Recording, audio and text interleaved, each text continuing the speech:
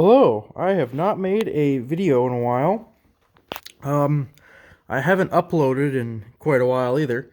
The last time I made a video was, I think around mid-October. It was just me talking about a Kubota tractor at work, and then a old Ford tractor at work, and I haven't really talked about snowmobiles or anything off-road worth sharing lately. I don't even think I've uploaded any of the tractor videos yet, so I'll have to get those uploaded. You'll see those before you see this. Um, it's, what is it? It's for December 8th, I want to say. Um, and I thought I'd make a little video about what I've been up to. This is the engine out of that 1979 John Deere Trailfire. It's the 440. The 79, the track went on it. So we pulled this engine out, and this was in that John Deere 400, 1971 John Deere 400. And this engine, I think someone did an a top end rebuild. They just did rings. My dad's cousin, who's now 80 years old, she got the 79 with a whole bunch of parts, enough to almost build an engine and a hood and a windshield for really cheap, like 25 years ago.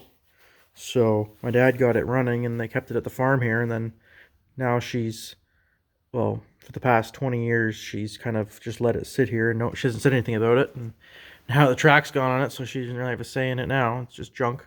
So this engine is still runs, not great. Ever since Dad's been working on it for the past 25 years, he still thinks the crank bearings are gone, because it's terribly hard to turn over. Has a lot of resistance. So I think someone's taken it apart like 25 years ago, before Dad got it, redid the top end, like just maybe they put new pistons, or maybe they just put rings, and they didn't touch anything else. And I don't think they even put a proper seal on the bottom case, 'cause it's all greasy, and around here it's all greasy. So I think maybe they didn't even replace the crank seals. I was wondering if this thing was CDI, and I saw here this box says they're not CDI. It's barely readable now, just in the right light you can see it's a CDI ignition. There's the plate on it there. I don't know if you can see it, but it says there TA 440A C202.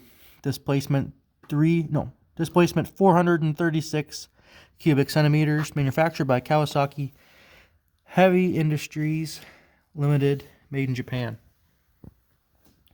And it's a fan-cooled model, 2-cylinder with the single carb. Is it the Mikuni carb? Yeah, Mikuni carb. With the bowl and choke, with the separate fuel pump, which is not here right now. This is the line for the vacuum line for the fuel pump. With the what is it? The 102. Where does it say? Comet clutch.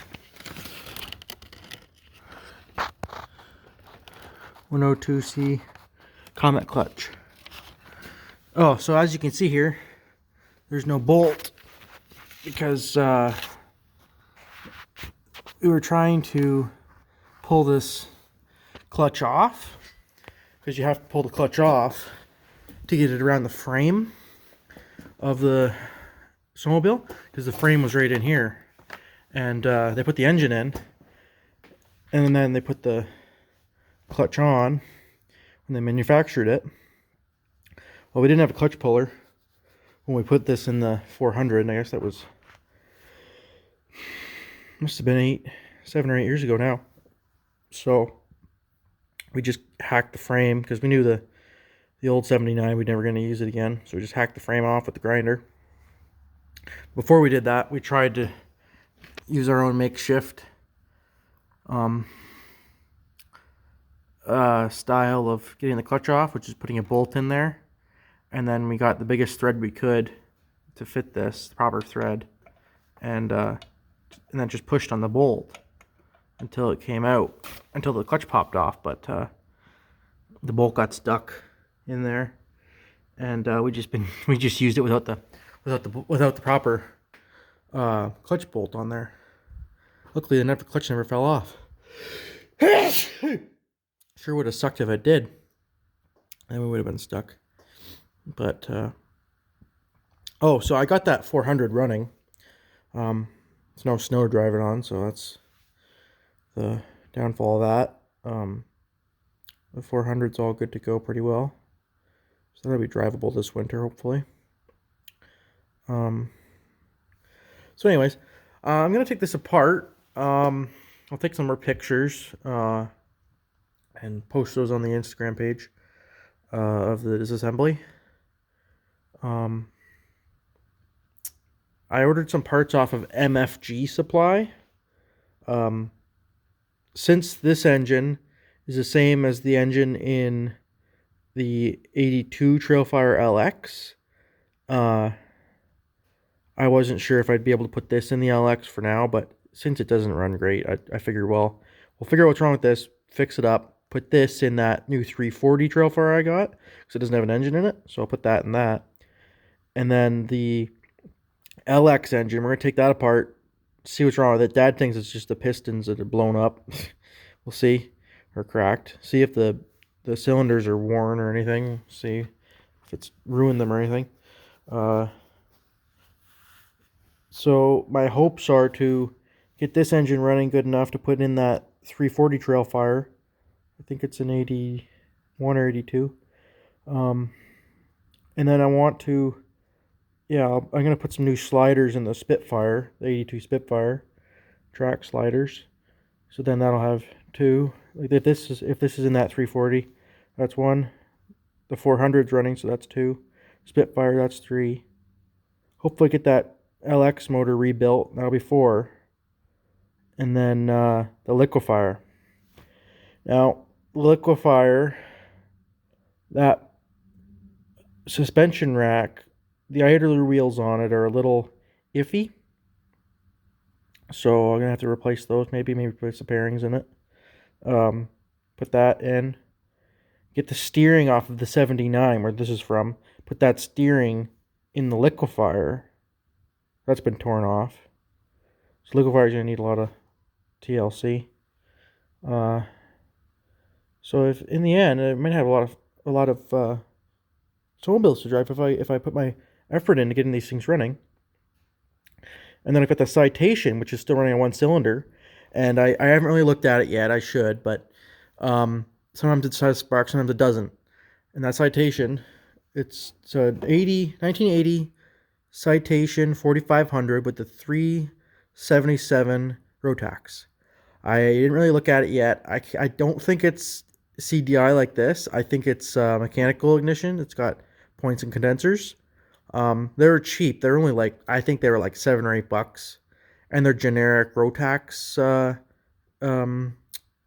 points and condensers, so I can use them on a different engine if I wanted to, on another Rotax. So I ordered them for that Citation. I'm gonna have to take the engine out of that and look at it. Maybe do the crank seals in it too, if I'm gonna have it apart. So a lot of stuff to do. And then this is the 2010 Baha Wilderness Trail 250 that I got. It's just a rear-wheel drive, shaft-driven. It, I think it only has like 400. I can't remember if it was. Had no battery in it. 400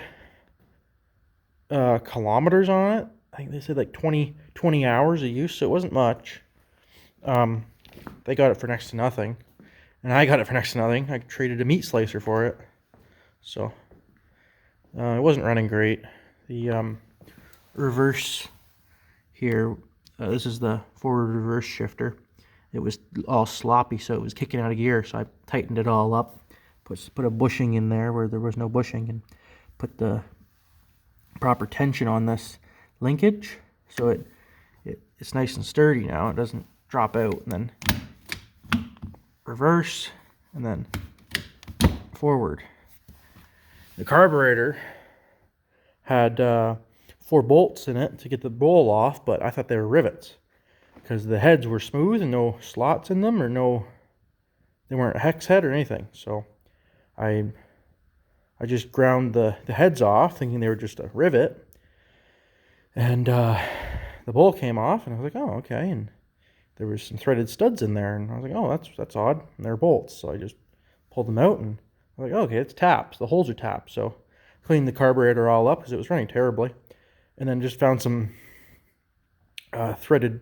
Well, I found some bolts, and put those bolts with a head on them on the carburetor. 4 bolts. They were just a really small thread. I don't even know if they were. Oh, I don't even know. Maybe a 6 millimeter. They were pretty small. Put it all together, and well, maybe an 8 millimeter. I don't know. Put it all back together, and this thing runs pretty good now. Like, it only had like they said 20 hours on it, and it was just thrown away in someone's shop and just never got used. So I got a meat slicer for a good deal from work, and then traded him for this. It's only maybe, I don't know, not even $1,000 4-wheeler. It's pretty cheap. It's from Crappy Tire. Baha's no longer in business, so it's cheap. But that's so far's update. But this winter, hoping to get some snowmobile work done. And I'll make another video or extend on this one with another clip later. Thanks for watching, and talk to you later.